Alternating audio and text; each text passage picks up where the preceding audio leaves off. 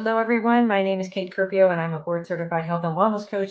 I am honored to be here with you tonight on this month's wellness webinar. The topic, hydration, heat, and hormones, summer metabolism made simple. So we have a great presentation for you tonight. So whether you're watching us live or going to catch us on the replay, we hope that you enjoy the info that will be shared tonight and that you take a few tips home. Okay. So, in case you're wondering, I'm not Beth. She had a commitment that she was unable to reschedule when we changed the date last week. And hi, everybody. I'm Susie. I'm a health and wellness coach, and I am filling in for Joanne, who is also unable to be here tonight. However, I'm going to try to do my best to share her story with you.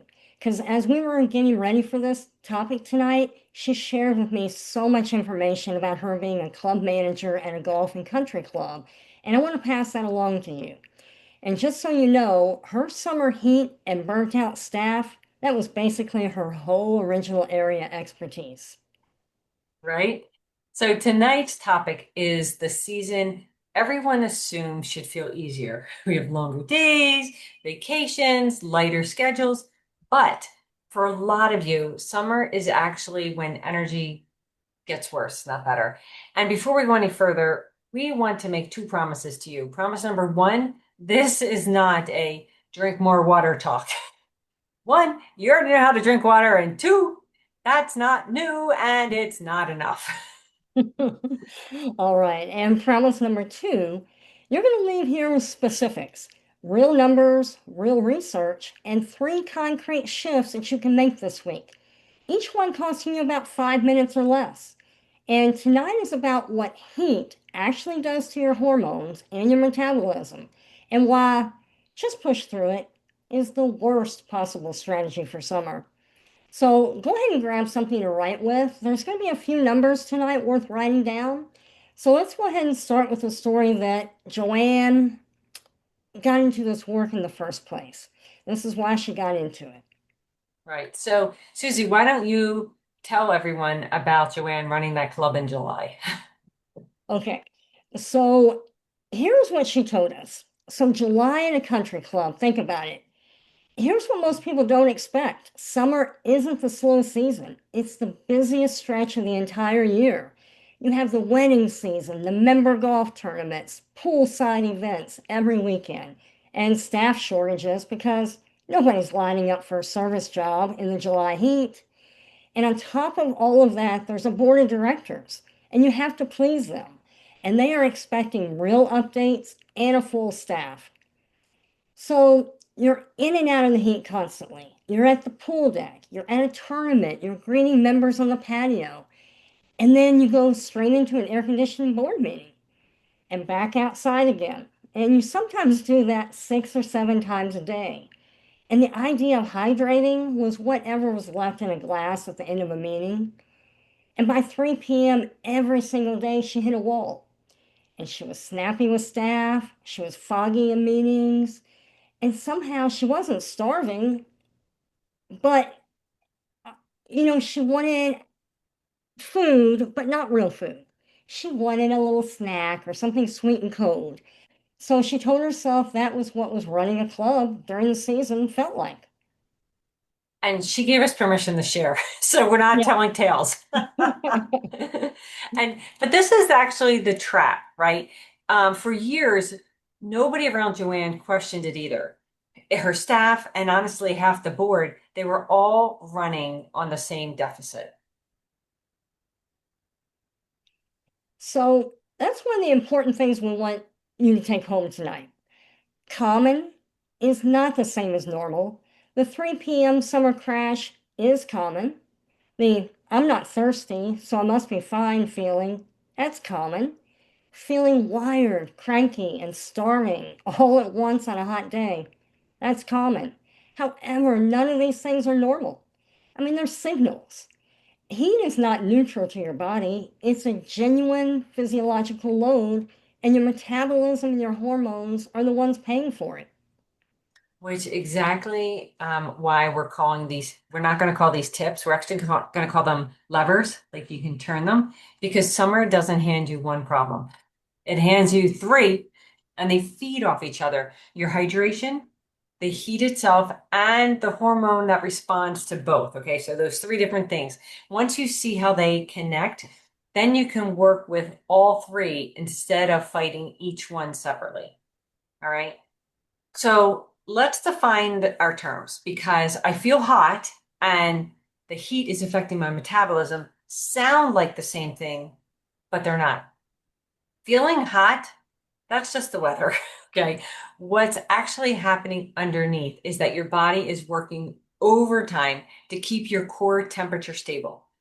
And that work, it's not free. It actually pulls on the same systems that regulate your energy, your appetite, and your stress hormones. Exactly, Kate. And here's the piece that surprised me the most when you first explained it to me. Your body doesn't experience heat as comfort, even when you're on vacation relaxing by that pool. Physiologically, it can register heat as a stressor. The same hormonal pathway that responds to a stressful meeting can respond to a stressful afternoon. Which is kind of crazy, right? I would never think that sitting out by the pool, feeling that heat would give me the same response as a stressful meeting. But researchers actually put numbers on this. There's a study out of Posen University of Medical Sciences. They measured cortisol, which that's actually the hormone that most people know as the stress hormone, in the same group of people across summer and winter. And the finding actually surprised even the researchers. Cortisol was consistently higher in the summer than in the winter, not because life in the summer was harder, but the heat itself was activating that same stress response system. Yeah, and more recent research digs into why that is. Even moderate increases in room temperature, nothing extreme, just a warm room that measurably activates that same stress axis. Even when people don't consciously feel more stressed, your body can be running a low grade stress response even when you're not aware of it.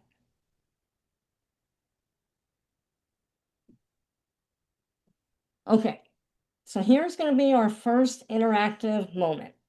I want you to think about your own hot weather personality. If you're live with us tonight, type it in the chat. Are you more snappy? Are you more foggy? More tired? Or more of a stress eater when it's hot out? And if you're watching the replay, just notice which one is you, and we're going to come back to it. All right. We got a bunch of tireds. And and honestly, that's me too. I'm like, I am definitely I get tired with the heat. Susie, how about you? I'm kind of cranky. I have to, I'm kind of snappy and irritated. And it kind of gets to me, and I kind of let it all out. All right, you know what? And from memory, that's what Joanne said, right? She Yeah, was a little a little snappy, gruff snappy. Yep. herself. Yeah. All right. So, whatever you pick, here's the reassurance. That reaction has a mechanism behind it. And every mechanism has a lever too. All right. So we are going to go through all three of these. Okay. So lever number one, and it's the one I got completely wrong for years, hydration. So here's a misconception about it. Most of us treat thirst like a reliable early warning system. You feel thirsty, drink water, problem solved. But thirst is actually a lagging indicator, not a leading one.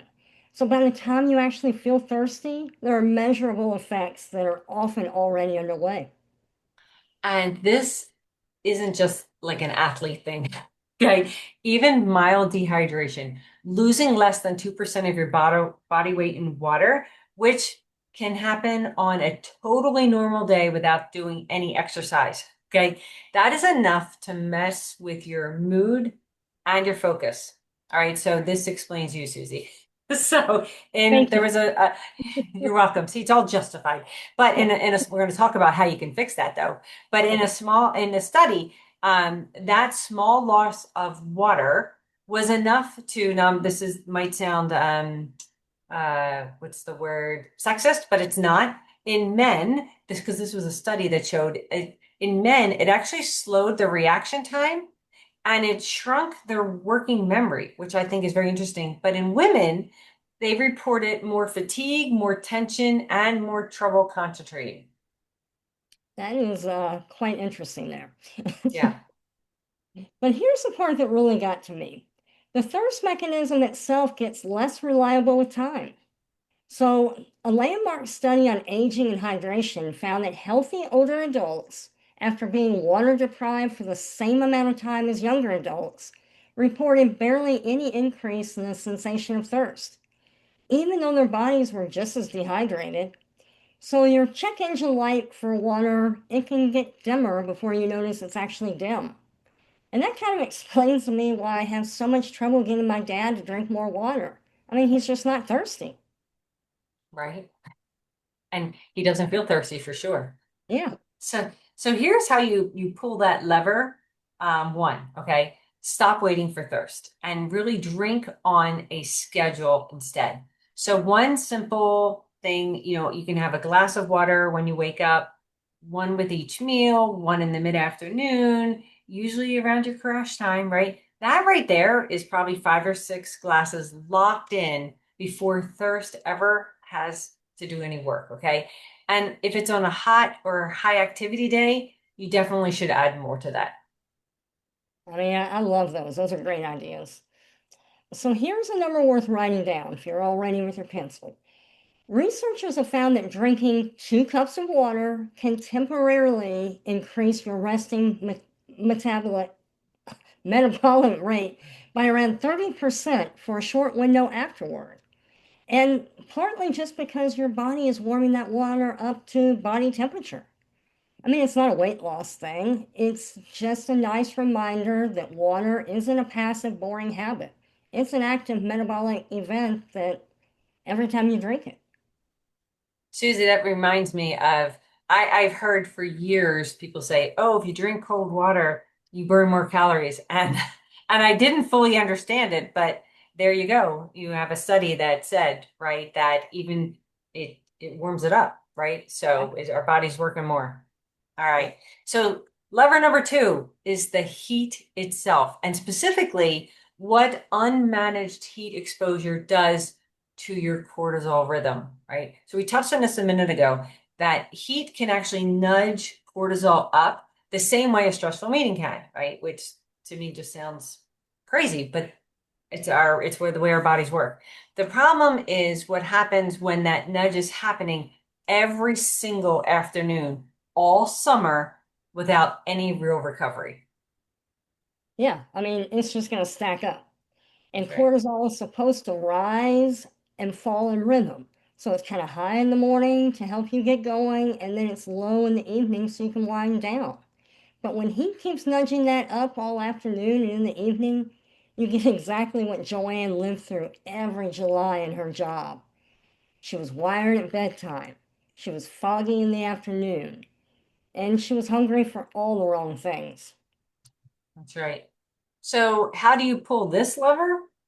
This is where Stanford's thermoregulation research gives us something we can actually use. Researchers there identified that there are certain spots on your body, and this may sound odd, but the palms of your hands, the soles of your feet, and your face, they have a much higher concentration of specialized blood vessels built for fast heat exchange.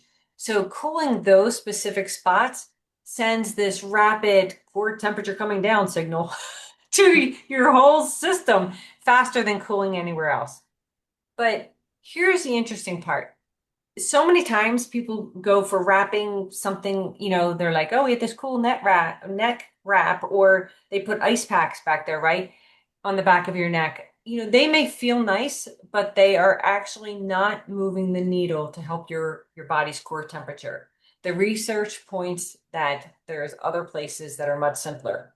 So now, ladies, I know if you have makeup on, you're probably not gonna start splashing water on your face mid-afternoon. Totally get it. But the good news is that, the palms of your hands will do just as well. So running them under some cool water for 30 seconds will give you the same signal.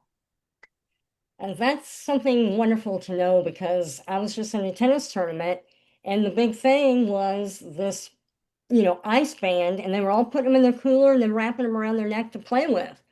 I That's can't right. wait to tell them that that Yeah. did no good whatsoever. Right. Just wash your hands. Yeah, wash your hands. That's easy. Okay. So in practice, that means you don't need an ice bath. Just 30 to 60 seconds of cool water in your palms, or like Kate said, splash in your face. It gives your body a real measurable cooling signal, not just a comfort one like the ice pack on your neck. And I tell you what, I bet Joanne wished she'd known that during her very first summer running that club. Right, right. And I remember just it had me think of we went on forget exactly where we were, but we were in Europe somewhere in this really quaint little town and it was super, super hot and Ed and Tony and a lot of the guys took off their shoes to put their feet in the water as it was going down. And there you go, soles of your feet. So pull them down quicker. I wasn't about to take off my shoes, but that's because They I didn't want to knew. splash water on my face either. But so here's the rhythm, right? And it mirrors what a lot of you have heard us say about the light, right? A cool start and a cool check-in. So in the first hour of a hot day, right? A few minutes outside before the heat peaks, or you can even have a cool washcloth pressed through the palms before you start coffee, right? It tells your system that the day is starting on your terms. Then at your known crash point, and in previous webinars, many people said like it's that mid-afternoon, right? Early to mid-afternoon. You can run your hands underwater, right, for 30 seconds. And that actually nudges that cortisol down before it stacks any further. So that good old hand washing, double benefits. There you go. It does everything. Yep.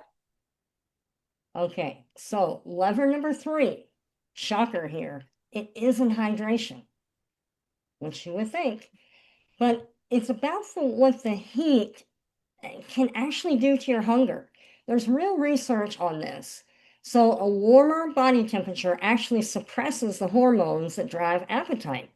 Scientists have identified specific brain circuits that dial the hunger down as temperature rises. And that's the whole reason you can go through a scorching July afternoon without even thinking about food. That's right. And there's a study that actually measured this directly. All right. Researchers put people through hot, cold, and neutral conditions and tracked their appetite hormones in each one. In the heat, leptin, which is your key fullness hormone, went up. And people reported that their appetite actually went down right along with it. And in the cold, it was just the opposite. Leptin dropped and their appetite climbed. So when you have that, I'm just not that hungry today feeling in July or August, it may not be that you're eating lighter and healthier, right? It may just be your hormone response to the heat. And that actually flips the other direction come winter. And, Susie, I know that I've been talking with a lot of clients that if they're going through that, they're like, oh my gosh, that's me. It's the summer and I'm not hungry, Mm, right? So fascinating. exactly. Okay, so, and here's the catch on that. Suppressed appetite doesn't mean suppressed need. I mean, your body still needs fuel. It's just muted the signal telling you so. So if you skip real meals all day because I'm not hungry, and once things cool off in the evening, that hunger, it's going to come back loud. And you're going to have bigger portions, you're going to eat faster, a much bigger reach for anything sweet or salty because your blood sugar, it has to play catch up for that all at once. That's right. So the pull, right, the fix for lever three is eat on schedule during the peak heat hours, right? So whether your hunger shows up or not. So small protein first meals. We talk about that often. Even if it's just a hard-boiled egg or some Greek yogurt at your usual lunchtime. You're not overriding your body, okay? You're just not letting this temporary hormone dip set you up for a blood sugar crash later. Yeah. So let's just put all this together. Let's put the whole map on the table. So we have 3 levers. We have the hydration, we have heat, and the hormones. Think about like what Kate said, the cortisol, the leptin, insulin. But heat is a little sneaky one. It shifts quietly under the surface the whole time. And here's going to be our second interactive moment. So, live folks, let's type the number of the lever you know you're weakest on. And replay folks, just kind of pause and go ahead and circle yours. So which one is the toughest for you? Hydration, heat, or hormones? I know mine is probably heat. Yeah, I yeah, mean, it's just can't do much about it. yeah. So, for me, this is something that I needed to work through. I know personally that I get enough of the hydration. And the habit that it's been so ingrained into me for years. Okay. So when I think of heat versus hormones, which one is my weakest, I'm going to say heat as well. And that seems to be the consensus. Because, for me, I always seem to be able to eat. But the heat itself, right? That's my struggle. I tend to push through. I mean, I know that I do try to stay in the shade. But before preparing for this webinar, I wouldn't have thought, let me go put some water on my hands, right, to calm that down. So, Yeah, all right. yeah, me either. All right. So here is your heat season protocol. 3 steps, under 2 minutes. Whenever you feel that familiar afternoon wall coming on. Step one, water. 1 full glass. No negotiating with thirst. Number two, step two is the cool palms. Okay. 30 seconds of cool water on your palms, of course, or your face or your feet, right? The soles of your feet. Of course, we think that palms are easiest. Yeah. Step three, shade or shift, right? If you can step into the shade or an air conditioned room, fabulous, right? Or even just away from a window for 2 minutes, do it. Give your system a genuine break from the heat load, not just the mental one. Yeah, so I mean, you've got water, cool, and shade. Like she said, 2 minutes.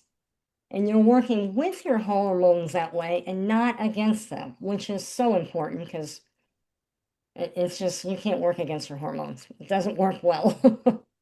Doesn't end well, right? No, it doesn't end well.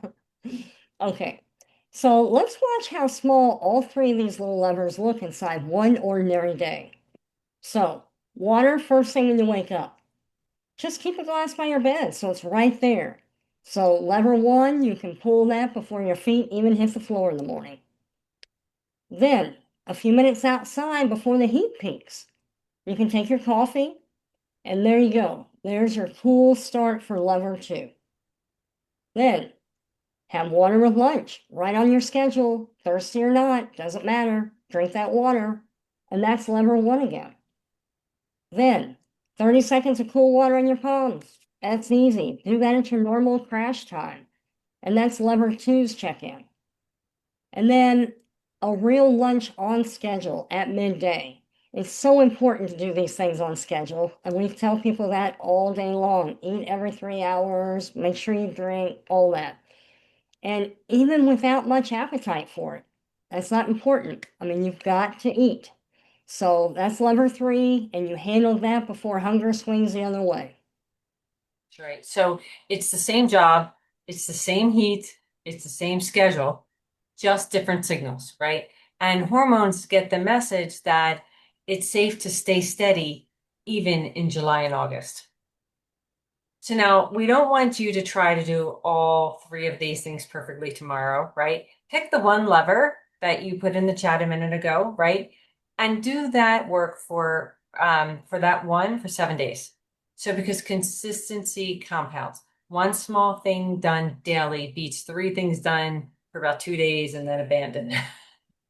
Yeah, exactly. And I mean, days one through three you might not even notice much. Maybe you just feel, I don't know, a little more aware of your afternoon pattern. And then days four through seven, that's usually when people notice the first real shift. And you might have a slightly softer 3 p.m., not as rough on you, and then you fall asleep a bit easier. They're just small and unmistakable. That's right. And once you feel that first shift, that next lever, that actually gets easier. And that's that whole compounding part.